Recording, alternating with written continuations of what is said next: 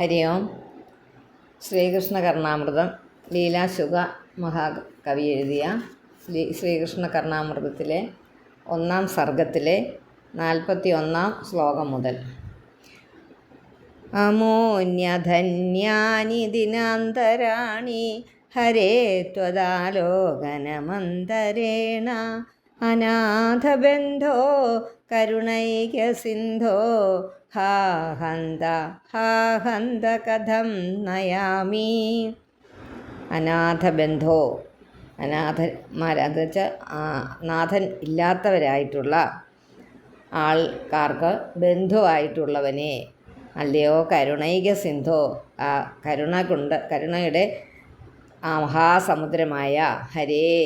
ഹരേ എന്ന് പറഞ്ഞാൽ ഹരേ ഹരേ, നമ്മൾ ഹരേ കൃഷ്ണ എന്ന് വിളിക്കുന്നത് അത് തന്നെ. ഹരിയേ എന്നാണ്. ഹരേ എന്ന് പറഞ്ഞ് ശ്രീകൃഷ്ണ ഭഗവാനെ എന്ന് ഇവിടെ നമ്മൾക്ക് വ്യാഖ്യാനത്തിൽ പറഞ്ഞിരിക്കുന്നത് അങ്ങനെയാണ്. ത്വദാലോകനമന്തരേണ,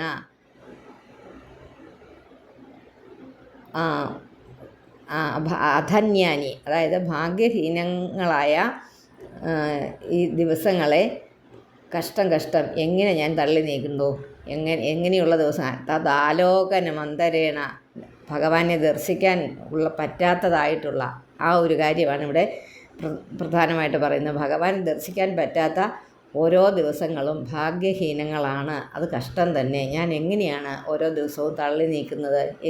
എന്തിനു വേണ്ടിയിട്ട്? ഭഗവാനെ കാണാൻ വേണ്ടിയിട്ട് തന്നെയാണ് ഞാൻ ഇരിക്കുന്നത്. അങ്ങയെ കാണാതിരിക്കാൻ വേണ്ടി ഇരിക്കുന്ന ഓരോ ദിവസവും ഞാൻ ഭാഗ്യഹീന ആയ ദിവസങ്ങളായിട്ടാണ് കരുതുന്നത്. കിമിഹ ശൃണുമകസ്യ ബ്രൂമഃ കഥം കൃതമാശയ കഥയത കഥാമന്യാം ധന്യാം അഹോ ഹൃദയേശയഃ മധുരസ്മേരാകാരേ മനോനയനോത്സവേ കൃപണാ കൃഷ്ണേ തൃഷ്ണാചിരംബതലംബതേ. ഇത് നമ്മുടെ ശിഖരണി വൃത്തത്തിൽ എഴുതിയിരിക്കുന്ന, പക്ഷെ നമ്മൾ ഈ ശ്ലോകങ്ങൾ ഇങ്ങനെ തന്നെ വായിക്കുക ചെയ്യുന്നത് കേട്ടോ. കാരണം അതിനൊരു പ്രത്യേകത വന്നോട്ടെ എന്നോർത്തിട്ട്. അല്ലെങ്കിൽ നമ്മൾ നാരായണീയം പോലെ തന്നെ ഇപ്പം നമ്മൾ ശരിക്കും പറഞ്ഞാൽ മുകുന്ദമാലയൊക്കെ വായിക്കുന്നത് ഒത്തിരി വ്യത്യാസപ്പെടുത്തിയാണ് ലീഡ് ചെയ്ത് വായിക്കുന്ന പോലെ ഇരിക്കും. ഇതുപോലെ ആവർത്തിക്കേണ്ട കാര്യമില്ലല്ലോ എന്നോർത്തിട്ടാണ് ഞാനിതിങ്ങനെ തന്നെ പോകുന്നത് കേട്ടോ. കാരണം കേൾക്കുമ്പോൾ ശ്രീകൃഷ്ണ കർണാമൃതമാണ് നമ്മൾ വായിക്കുന്നതെന്ന് നമുക്ക് തന്നെ ഒരു ബോധ്യം വരുമല്ലോ. പഠിച്ചുകൊണ്ടിരിക്കുന്നവർക്ക് അത് ഈ ഇണം തന്നെ അങ്ങ് പോയാൽ മതിയല്ല. ഒരു ആൾ ഒരെണ്ണം വായിക്കും, അടുത്തയാൾ അടുത്തത് വായിക്കും. അപ്പോൾ കിമിഹ ശൃണുമകസ്യ ബ്രൂമ കഥം കൃതമാശയ കഥയത കഥാമന്യാം ധന്യാം അഹോ ഹൃദയേശയഃ മധുരസ്മേരാകാരേ മനോനയനോത്സവേ കൃപണാ കൃഷ്ണേ തൃഷ്ണാചിരംബതലംബതേ. അതിൻ്റെ അർത്ഥം ഇവിടെ വിസ്തരിച്ച് പറഞ്ഞിട്ടുണ്ട്. കിം ശൃണുമ, ഇവിടെ എന്താണ് ഞാൻ കേൾക്കുന്നത്? ഞാൻ കസ്യ ബ്രൂമ, ആരോടാണ് ചോദിക്കേണ്ടത്? കഥം ബ്രൂമ, എങ്ങനെയാണ് ചോദിക്കേണ്ടത്? ആശയം കൃതം, ആഗ്രഹിച്ചത് മതി. ഇതെങ്ങനെ അർത്ഥം എഴുതിയിട്ടുണ്ട് ഇതിനകത്ത്. നല്ല കഥകൾ വേറെ എന്തെങ്കിലും ഉണ്ടോ? നല്ല കഥകൾ. ധന്യാം കഥാം, ആയിട്ടുള്ള ധന്യമായ കഥകൾ, നല്ല കഥകൾ വേറെ വല്ലതും ഉണ്ടോ? ഹൃദയേശേഹ, എൻ്റെ ആഗ്രഹം ഏറ്റവും മധുരസ്മേരാകാരേ, ആ മന്ദഹാസം പൊഴിക്കുന്ന ആകൃതിയോട് കൂടിയവനും. ആ ഭഗവാന്റെ ആകൃതിയെ ഇവിടെ വല്ലാതെ വർണ്ണിച്ചിട്ടുണ്ട് കവി എല്ലാ ശ്ലോകങ്ങളിലും തന്നെ. മനസ്സിനും കൺകുളിർക്കുന്ന പരമാനന്ദം ഉളവാക്കുന്നവനുമായ ആ ഭഗവാനിൽ വളരെ കാലമായിട്ട് വളരെ ദീനമായ അത്യാശ വിടാതെ പിടികൂടിയിരിക്കുന്നു എനിക്ക്. ഭഗവാനെ ഒന്ന് കാണാനുള്ള ആശ. ആ സുന്ദരമായ മുഖം, എന്ത് സൗന്ദര്യം ഉള്ള വസ്തുക്കളും കാണാൻ നമുക്ക് ആഗ്രഹം ഉണ്ടാകുമല്ലേ? അതുപോലെ ആ സുന്ദരനായ ഭഗവാനെ കാണാനുള്ള ആശ എനിക്ക് വീണ്ടും വർദ്ധിച്ചു. ഭക്തിയും ആണ് മുഴുവൻ ഈ കവിതയിൽ നിറഞ്ഞു നിൽക്കുന്നത്. അതായത് തീരെ അതിനകത്ത് അനുബന്ധമായിട്ട് കൊടുത്തിട്ടുണ്ട്. ആ കുഞ്ഞു കുട്ടിയായിരിക്കുന്ന കിശോരാകൃതിയിലുള്ള സുന്ദര കണ്ണുകളുള്ള ആ ഭഗവാനെ കെട്ടിപ്പുണരാൻ ഭാഗ്യമില്ലല്ലോ എന്ന് പറഞ്ഞ് കവി വളരെയധികം സങ്കടപ്പെടുന്നു. എന്ന് വെച്ചാൽ നമുക്ക് സ്പർശനം തരുന്നില്ലല്ലോ, ദർശനം തരുന്നില്ലല്ലോ എന്നുള്ള ആ സങ്കടമാണ് കവിയുടെ. ആഭ്യാം വിലോചനാഭ്യാം അംബുജദളലളിതലോചനം ബാലം ദ്വാഭ്യാമപി പരിരബ്ധും ദൂരേ മമ ഹന്ത ദൈവസാമഗ്രീം. ആഭ്യാം വിനോചനാഭ്യാം നക അംബുജ കോമ ദള ലളിതലോചനം ബാലം ദ്വാഭ്യാം അഭിപരിരബ്ധും ദൂരേ മമ ഹന്ത ദൈവസാമഗ്രീ മമ ദൈവസാമഗ്രി. എനിക്കുള്ള ഭാഗ്യം എന്നാണ് അത് അർത്ഥം എഴുതിയിരിക്കുന്നത്. ഈ കണ്ണുകൾ രണ്ടു കൊണ്ടും സുന്ദരനായ അഴകുള്ള കണ്ണുകളോട് കൂടിയ ആ ഉണ്ണിയെ, ആ കൃഷ്ണനെ, ഭഗവാനെ ആലിംഗനം ചെയ്യുവാൻ എനിക്ക് ഭാഗ്യം വളരെ ദൂരെയാണ്. കഷ്ടം. നമ്മുടെയൊക്കെ കാര്യമാകട്ടോ, നമ്മൾ ഓരോരുത്തരും പറയുന്നതാണിത്. ആശ്രാന്തസ്മിത അരുണാരുണാധരോഷ്ടം ഹർഷാദ്രത് വിഗുണമനോജ്ഞവേണുഗീതം. ഹർഷാദ്രത് വിഗുണമനോജ്ഞവേണുഗീതം ബിഭ്രാമ്യത് വിപുലവിലോചനാർദ്ധമുഗ്ധം വീക്ഷിഷ്യേ തവ വദനാംബുജം കഥാനു. ഒന്നുകൂടെ വായിക്കാമേ. അശ്രാന്തസ്മിതം അരുണാരുണാധരോഷ്ടം ഹർഷാദ്രത് വിഗുണമനോജ്ഞ വേണുഗീതം. വിഗുണ കോമ ഇടുക, മനോജ്ഞ വേണുഗീതം. ബിഭ്രാമ്യത് വിപുലവിലോചനാർദ്ധമുഗ്ധം വീക്ഷിഷ്യേ കാണുക, വീക്ഷിഷ്യേ തവ വദനാംബുജം കഥാനു. ആ ഭഗവാന്റെ ആ സുന്ദരമായ മുഖം എന്നാണ് കാണാൻ തരപ്പെടുക. സന്തോഷം പുരളുകയാൽ അത് എപ്പോഴും പുഞ്ചിരി പൊഴിച്ചു കൊണ്ടിരിക്കുന്നതും തൊടുത്ത ചുണ്ടുകളോട് കൂടിയതും അതുപോലെ തന്നെ സന്തോഷം കൊണ്ട് ഇരട്ടി മനോഹരമായ സന്തോഷം കൊണ്ട് ആണ് വായിക്കുന്നത്. അങ്ങനെ സന്തോഷമായിട്ട് വായിക്കുമ്പോൾ സന്തോഷമായ രാഗങ്ങളായിരിക്കും വരുന്നത് അതിൽ കൂടി. അപ്പോൾ ആ വേണുഗാനത്തോട് ചേർന്നതും പിന്നെ എന്താ ഭംഗിയായിട്ട് അത് എഴുതിയിരിക്കുന്നു. ഇളകിക്കൊണ്ടിരിക്കുന്ന പാതിയടഞ്ഞ നീണ്ട കണ്ണുകളാൽ അല്ലെങ്കിൽ പകുതി അടച്ച് വളരെ നമ്മൾ ആസ്വദിച്ച് പാട്ടുകളൊക്കെ പാടുന്നവർ അതുപോലെ തന്നെ നമ്മൾ അമ്പലത്തിലൊക്കെ തൊഴാനൊക്കെ പോയിപ്പോൾ ആ വിഗ്രഹത്തെ കണ്ടു കഴിയുമ്പോൾ നമ്മൾ മുഴുവൻ അടയ്ക്കുകയില്ല. മുഴുവൻ അടച്ചാൽ നമ്മുടെ കണ്ണിൽ നിന്ന് ഭഗവാന്റെ രൂപം അപ്രത്യക്ഷമാകുമല്ലോ, കാണാൻ പറ്റില്ലല്ലോ. മുഴുവൻ അടയ്ക്കുകയില്ല, എന്നാൽ പകുതി അടച്ച് നമ്മൾ പാതി കൂമ്പിയ കണ്ണുകൾ സുന്ദരമാണെന്ന് പറയാറുണ്ട്. അങ്ങനെ ആ കണ്ണുകളാൽ സുന്ദരവുമായ നിന്റെ രൂപയുടെ മുഖമാകുന്ന ആ മുഖപങ്കജത്തെ കാണാൻ, സുന്ദരമുഖത്തെ എന്നുള്ള അർത്ഥമേ ഉള്ളൂ അവിടെ. എനിക്ക് എന്നാണ് കാണാനിട. കഥാനു വീക്ഷിഷ്യേ, വീക്ഷിക്കുന്നത് എന്നാണ്, കഥാനു എന്നാണ്. അപ്പോൾ അതിനകത്ത് ഒരു വ്യംഗ്യമുണ്ട്. എന്നാണ് കാണുന്നത്, എനിക്ക് തിടുക്കമായി എന്നുള്ള ഒരർത്ഥം കൂടെ അവിടെ പറയാം. ലീലായതാഭ്യാം രസശീതളാഭ്യാം നീലാരുണാഭ്യാം നയനാംബുജാഭ്യാം ആലോകയേദദ്ഭുതവിഭ്രമാഭ്യാം കാലേ കഥാ കാരുണിക കിശോരഃ.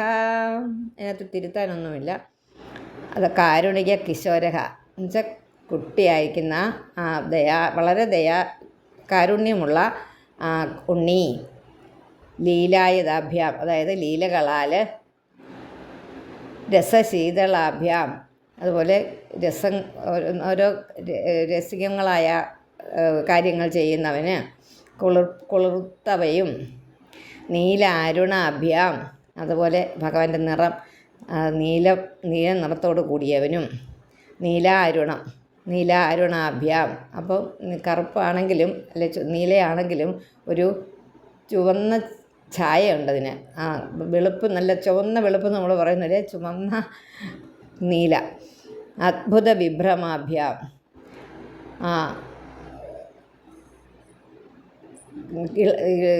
ഇളകിക്കൊണ്ടിരിക്കുന്നവയുമായ നയനാംബുജാഭ്യാം ഇളകിക്കൊണ്ടിരിക്കുന്ന കണ്ണുകളോട് കൂടിയവനും.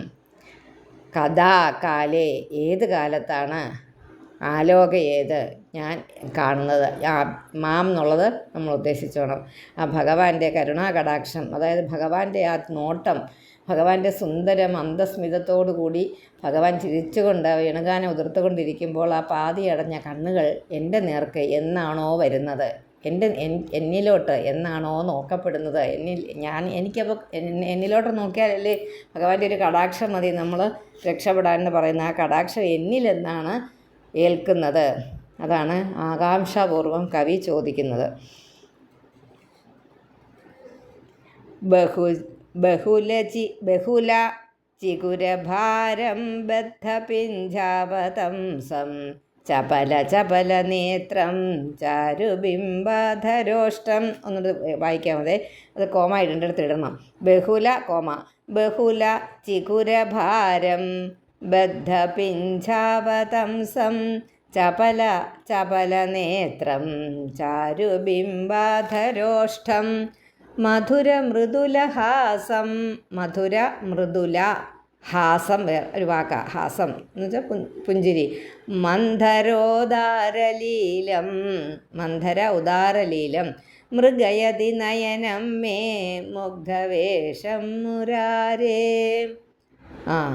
ഭഗവാന്റെ മുടിയെക്കുറിച്ച് മുടിയെ തൊട്ടാണ് തുടങ്ങുന്നത്. നല്ല ഇതായിട്ടുള്ള ബഹുല ചിഗുരഭാരം, നല്ല കട്ടിയുള്ള തലമുടിയോട് കൂടിയ ഉള്ളവനെ, ബദ്ധ പിഞ്ചാവതംസം മയിൽപ്പീലി ചേർത്ത് മുടിയിൽ കെട്ടിയവൻ, ചപല നേത്രം, ചപലമാണ് ഭഗവാന്റെ നോട്ടം, ഇങ്ങനെ കണ്ണുകൾ എപ്പോഴും ചലിച്ചുകൊണ്ടിരിക്കും. ചാരു ബിംബാധരോഷ്ടം, അതായത് ഭഗവാന്റെ ചുണ്ടുകളെ കുറിച്ചാണ് പറയുന്നത്. നല്ല സുന്ദരമായ ചുണ്ടുകൾ, ബിംബാധരോഷ്ടം, രണ്ട് ചുണ്ടിപ്പഴങ്ങൾ ഇങ്ങനെ ചുടികൾ ഓഷ്ടം എന്ന് പറഞ്ഞാൽ ചുടികൾ, ബിംബാധരോഷ്ടം. മധുര മൃദുലഹാസം, ആ ചുണ്ടിൽ നിന്ന് വരുന്നതോ മധുരമായ സുന്ദരമായ മന്ദഹാസം. മന്ധരോദാരലീലം, മനോഹരങ്ങളായ ലീലാവിലാസങ്ങൾ. മന്ധരോദാരലീലം, ഇതെല്ലാം ചേർന്നിണങ്ങിയ മുരാരേ, മുരൻ എന്ന് പറഞ്ഞ അസുരൻ്റെ അരേ, ശത്രു ഭഗവാന്റെ പേരായിട്ട് പറയുന്നുണ്ട്. മുരാരേ കൃഷ്ണൻ്റെ ആ മോഹന രൂപത്തെ എൻ്റെ കണ്ണ് തേടിക്കൊണ്ടിരിക്കുന്നു. മൃഗയതി, ഞാൻ അന്വേഷിച്ചു കൊണ്ടിരിക്കുന്നു. ഒന്നുകൂടെ വായിക്കാം. ബഹുല ചികുരഭാരം ബദ്ധപിഞ്ചാവതംസം ചപല നേത്രം ചാരുബിംബധരോഷ്ടം മധുര മൃദുലഹാസം മന്ദരോദാരലീലം മൃഗയതി നയനം മേ മുഗ്ധവേഷം മുരാരേ. ബഹുല ജലദ ഛായാ ചോരം വിലാസഭരാലസം മദശിഖി ശിഖാലീലോത്തംസം മനോജ്ഞമുഖാംബുജം കമപി കമലാപാങ്കോദഗ്രം പ്രപന്നജഗദ്ജിതം മധുരിമ പരീപാകോദ്രേകം വയം മൃഗയാമഹേ. ബഹുല ജലദഛായാ ചോരം വിലാസഭരാലസം മദശിഖി ശിഖാലീലോത്തംസം മനോജ്ഞമുഖാംബുജം കമപി കമലാപാങ്കോദഗ്രം പ്രപന്നജഗജ്ജിതം മധുരിമ പരീപാകോദ്രേകം വയം മൃഗയാമഹേ. ബഹുല ഒരുപാട്, ജലദ ഛായാചോരം, ജലദം എന്ന് പറഞ്ഞാൽ മഴക്കാറ്, ജലം വഹിക്കുന്നത്, ജലം എന്ന് പറഞ്ഞാൽ വെള്ളം വഹിക്കുന്നത് ഏതാ, മഴക്കാറ്. ആ മഴക്കാറിൽ വരുമ്പോഴാണല്ലോ മഴ പെയ്യുന്നത്. ആ മഴ ഉള്ള മേഘം, മഴയ്ക്ക് ഒരുങ്ങിയിരിക്കുന്ന മേഘം, അത് ജലം കൊണ്ട് നിറഞ്ഞതാണ്. അങ്ങനെ അതിനെ കവർന്നെടുത്ത, ചോരം എന്ന് പറഞ്ഞാൽ കവർന്നെടുത്ത, മോഷ്ടിച്ചെടുത്ത, അതായത് മേഘവർണ്ണനയെന്ന് മാത്രമേ ഉള്ളൂ, മേഘത്തിൻ്റെ നിറത്തോട് കൂടിയവനെ. വിലാസഭരലാസം, മികച്ച കളികൾ നടത്തുന്നവനെ. മദശിഖി ശിഖാലീലോത്തംസം, മദശിഖി മയിൽപ്പീലി ചേർത്ത് കെട്ടിയ പീലി തിരുമുടി. ശിഖ എന്ന് പറഞ്ഞാൽ തലയിൽ കെട്ടുന്നതിനാണ് ശിഖ എന്ന് പറഞ്ഞത്. ശിഖ വയ്ക്കുക എന്ന് പറയും. പിന്നെ ബ്രഹ്മചാരി കുട്ടികൾ ബാക്കിയുള്ള തലമുടി എല്ലാം വെട്ടിക്കളഞ്ഞിട്ട് പുറകിലൊരു ശകലം ശിഖ, ഒരു കെട്ട് പോലെ ശകലം നിൽക്കുന്നു, അതിനാണ് ശിഖ എന്ന് പറയുന്നത്. മനോജ്ഞ മുഖാംബുജം, സുന്ദരമായ മുഖം. അംബുജം എന്ന് പറഞ്ഞാൽ മുഖാംബുജം, മുഖാരവിന്ദം. കമലാപാങ്കോദഗ്രം. കമലാപാങ്ക എന്ന് വെച്ചാൽ ലക്ഷ്മി കടാക്ഷാവലോകനം. ആ ഭഗവാന്റെ കൂടെ എപ്പോഴും ലക്ഷ്മി ദേവി ഉണ്ടല്ലോ. അപ്പോൾ ലക്ഷ്മി കടാക്ഷം കൊണ്ട് ഇതെല്ലാം സമ്മേളിച്ചിട്ടുള്ള എല്ലാം കൂടി ചേർന്നിട്ടുള്ള പ്രപന്ന ജഗജ്ജിതം, പ്രപന്ന ഭഗവാന്റെ ഭക്തർക്കൊക്കെ വിജയം നൽകുന്ന കമപി മധുരിമ പരിഭാഗോദ്രേകം എല്ലാം ചേർന്ന് നല്ലതുപോലെ പാകം വന്നിട്ടുള്ള ഏതോ ഒരു പരമ മാധുര്യത്തെ, അതാണ് ഇവിടെ പറഞ്ഞിരിക്കുന്നത്. ആ അർത്ഥം അതുപോലെ തന്നെ നമുക്ക് എടുത്താൽ മതി. വയം മൃഗയാമഹേ, ഞാൻ തിരഞ്ഞുകൊണ്ടേയിരിക്കുന്നു. വയം അതിനകത്ത് ഒരു പാരഗ്രാഫ് മുഴുവൻ കൊടുത്തിട്ടുണ്ട്. അതൊന്നും നിങ്ങൾ ശരിക്കും ശ്രദ്ധിച്ച് വായിക്കുക. അപ്പോൾ ആ കാര്യങ്ങളെല്ലാം ഒന്ന് മനസ്സിലാകും കേട്ടോ. അത് ഞാൻ വീണ്ടും ആവർത്തിക്കണ്ടല്ലോ, അതുകൊണ്ടാണ് ഞാൻ ആവർത്തിക്കുന്നതിലും ഭേദം നിങ്ങൾക്ക് തന്നെ അത് വായിച്ചാൽ മനസ്സിലാകും. കവി പറയുന്നു ഇവിടെ, ഞാൻ സ്വയം അന്വേഷിച്ചു കൊണ്ടിരിക്കുന്ന കൃഷ്ണനെ എന്നാണോ എനിക്ക് കാണാൻ പറ്റുക, അതാണ് ആ ഉത്കണ്ഠയാണ് ഇവിടെ കവി പറയുന്നത്. പരാമൃശ്യം ദൂരെ പരിഷദി മുനീനാം വ്രജവധോ ദൃശാം ദൃശ്യം ശശ്വത ത്രിഭുവനമനോഹാരിവദനം അനാമൃശ്യം വാചാമനിതമുദയാനാം അപി കഥാ ദരീദൃശ്യേ ദേവം ദരദളിത നീലോൽപലനിഭം. പരാമൃശ്യം ദൂരെ പരിഷദി മുനീനാം വ്രജവധൂ ദൃശാം ദൃശ്യം ശശ്വത ത്രിഭുവന മനോഹാരിവദനം. ത്രിഭുവന കഴിഞ്ഞൊരു കോമായിട്ടോ. അനാമൃശ്യം വാചാം അനിതമുദയാനാം അപി കഥാ ദരീദൃശ്യോ ദേവം ദരദളിത നീലോൽപലനിഭം. മുനീനാം പരിഷദി, മുനിമാരുടെ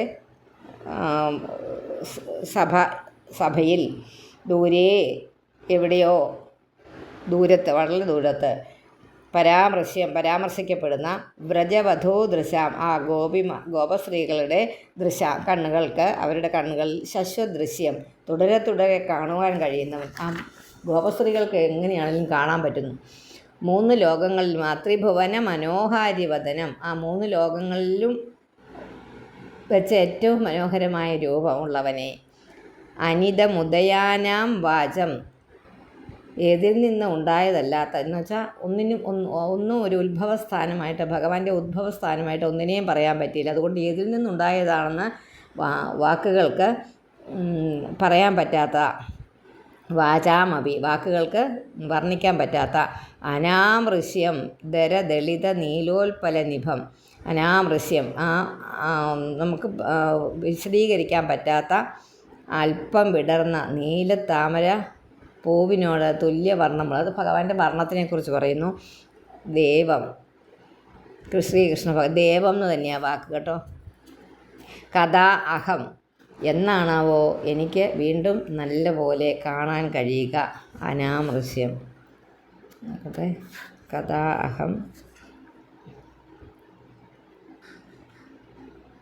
അനാമൃശ്യം വാചാം അനിദ്രം ഉദയാനാമപി കഥാ. അനിതം, ദരീദൃശ്യേ ദേവം, ദേവം എന്ന് തന്നെ വായിക്കാം. ദരീദൃശ്യേ ഏവം എന്നല്ല, ദരീദൃശ്യേ ദേവം ദരദളിത നീലോൽപലനിഭം. അത്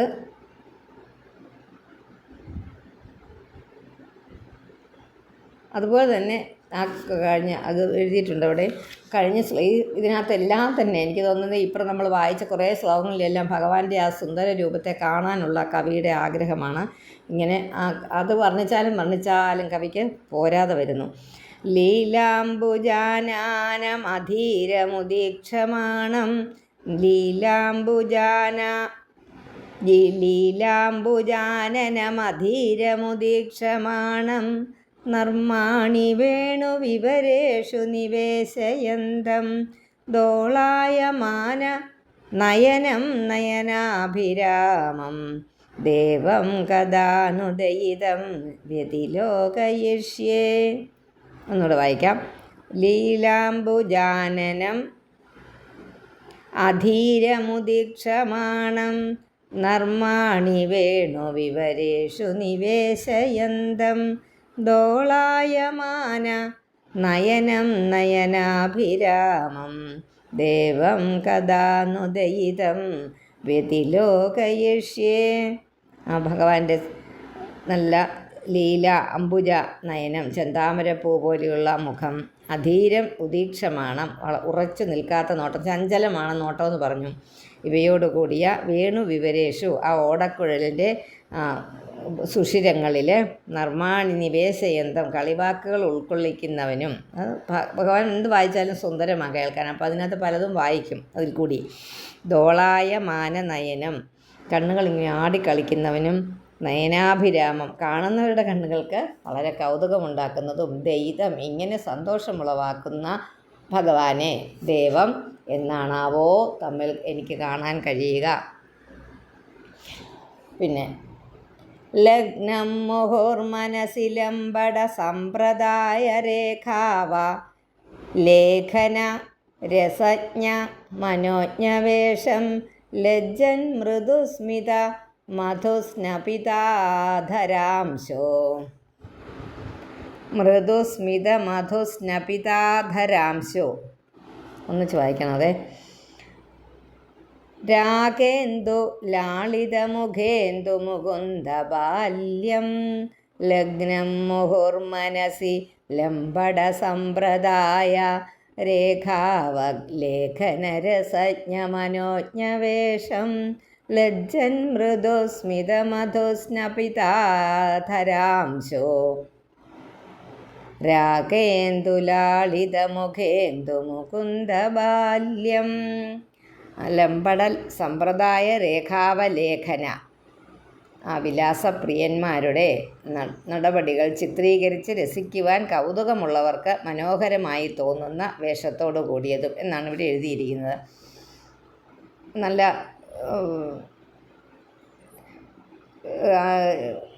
വിലാസമായിട്ട്, നല്ല സുന്ദരമായിട്ട്, നല്ല ലാസ്യത്തോടെ നടക്കുന്ന ആളുകളെ ചിത്രീകരിച്ച് രസിക്കുവാൻ കൗതുകമുള്ളവർക്ക്. ഒരു മോഡൽ വേണമല്ലോ ചിത്രമൊക്കെ വരയ്ക്കാനും, അത് അങ്ങനെ അല്ലെങ്കിൽ നമ്മൾക്ക് അനുകരിക്കാനും ഒക്കെ. അങ്ങനെ ചെയ്യുന്നവർക്ക്, അങ്ങനെ എന്തെങ്കിലും നല്ലതിനെ കാണുന്നതിനെ അനുകരിക്കുന്നവർക്ക്, അത് വിലാസപ്രിയന്മാരുടെ നടപടികളെ ചിത്രീകരിച്ച് അതിനെ ഒന്നുകൂടെ ലോകസമക്ഷത്ത് അവതരിപ്പിക്കാനായിട്ട്, അങ്ങനെ കൗതുകമുള്ളവർക്ക് എന്തെങ്കിലും ഒരു മോഡൽ വേണ്ടേ? മനോഹരമായി തോന്നുന്ന വേഷമാണ് ഭഗവാന്റേത്. ഇത്ര വേണമെങ്കിലും നമുക്ക് പല രീതിയിൽ അവരവരുടെ മാനസിക സങ്കല്പത്തിനനുസരിച്ച് വരയ്ക്കാൻ പറ്റുന്ന ആ ഒരു സുന്ദരം, എന്ത് സുന്ദരമായി എത്രയും സുന്ദരമാക്കാമോ അത്രയും സുന്ദരമാക്കാൻ പറ്റുന്ന ഒരു രൂപം. അതുപോലെ ലജ്ജത്, നാണം ഉള്ളത്, നാളം കുണുങ്ങിയായിട്ട് കാണിക്കുന്നത്. മധുസ്നപിതാധരാംശോ, ആ പുഞ്ചിരി തേനിൽ, അതാ മൃദുസ്മിതം മന്ദഹാസമാണ്, പതുക്കെയുള്ള ചിരിയാണ്. മധുസ്നപിതാധരാംശോ, മധു എന്ന് പറഞ്ഞാൽ തേന്, സ്നപിതാധരാംശോ കുളിപ്പിക്ക, ചെഞ്ചൊടികളിൽ കാണുന്ന ചെഞ്ചൊടികളും. രാഗേന്ദു ലാളിത മുഖേന്ദു, രാഗേന്ദു എന്ന് പറഞ്ഞാൽ പൂർണ്ണചന്ദ്രൻ, ഇന്ദുചന്ദ്രൻ, രാഗേന്ദു പൂർണ്ണചന്ദ്രനും ലാളിക്കാൻ തോന്നുന്ന പ്രസന്ന മുഖത്ത്. കാരണം അത്രയ്ക്ക് പൂർണ്ണചന്ദ്രൻ ഏറ്റവും സുന്ദരമായ ദൃശ്യമാണെന്നാണ് പറയുന്നത്. കവികളുടെ ഇടയിൽ ഏറ്റവും സുന്ദര ദൃശ്യങ്ങൾക്ക് ഒന്നാണ് ഈ പൗർണമി ചന്ദ്രൻ. ഒത്തിരി പാട്ടുകൾ അതിനെക്കുറിച്ച്, ആ സിനിമാ പാട്ടുകളായിട്ടാണെങ്കിലും കവികളായിട്ടുള്ളവർ എഴുതിയിട്ടുള്ളതാണെങ്കിലും പണ്ടേ തൊട്ടേ ചന്ദ്രൻ ഒരു സുന്ദര ബിംബമായിട്ടാണ് കരുതുന്നത്. ഉപമയൊക്കെ നമ്മൾ പഠിച്ചിരിക്കുന്നതിൻ്റെ പഠിച്ചിരിക്കുന്നത് ഈ ചന്ദ്രൻ്റെ മുഖത്തോട് സാമ്യമാണ്, അതുപോലെ ഇരിക്കുന്നു. പിന്നെ രാജാവിൻ്റെ മുഖം എന്ന് പറഞ്ഞാണല്ലോ, അങ്ങനെ അത് അത്രയ്ക്ക് സുന്ദരം എന്ന് വർണ്ണിക്കേണ്ട ഒരു മുഖത്തിനെക്കുറിച്ച് വർണ്ണിക്കുമ്പോൾ ആദ്യം വരുന്ന കവികൾക്ക് ചന്ദ്രൻ്റെ മുഖമാണ്. അതുകൊണ്ട് പൂർണ്ണ ചന്ദ്രനോ പോലും ആ ചന്ദ്രന് പോലും ലാളിക്കാൻ തോന്നുന്ന മുഖത്തോടു കൂടി ആ സൗന്ദര്യം ഈ കവി ഒരിക്കൽ കണ്ടിട്ടുണ്ടെന്ന് തോന്നുന്നു നമുക്ക്. അത്രയ്ക്ക് സുന്ദരമായിട്ടാണ് കവി വർണ്ണിക്കുന്നത് അല്ലേ. എത്ര പ്രാവശ്യം എങ്ങനെയൊക്കെ പറഞ്ഞിട്ടും പോരാ എന്ന് തോന്നുന്നു ആ ഭഗവാന്റെ സൗന്ദര്യത്തെ വർണ്ണിച്ചത്. ആ സുന്ദരമുഖം, ആ ഭഗവാനെ ചെറുപ്രായം മുകുന്ദൻ്റെ ബാല്യഭാഗങ്ങൾ എൻ്റെ മനസ്സിൽ നല്ലപോലെ പറ്റിപ്പിടിച്ചിരിക്കുന്നു. ആ ഭഗവാനിൽ അലിഞ്ഞു ചേർന്നിരിക്കുന്നു. തൻ്റെ ആ ശ്ലോകങ്ങളിൽ ആവർത്തിച്ച് പറയുന്നു, തൻ്റെ ഹൃദയം ഭഗവാനിൽ അലിഞ്ഞു ചേർന്നിരിക്കുന്നു എന്ന് പറയുന്നു. ഹരി ഓം.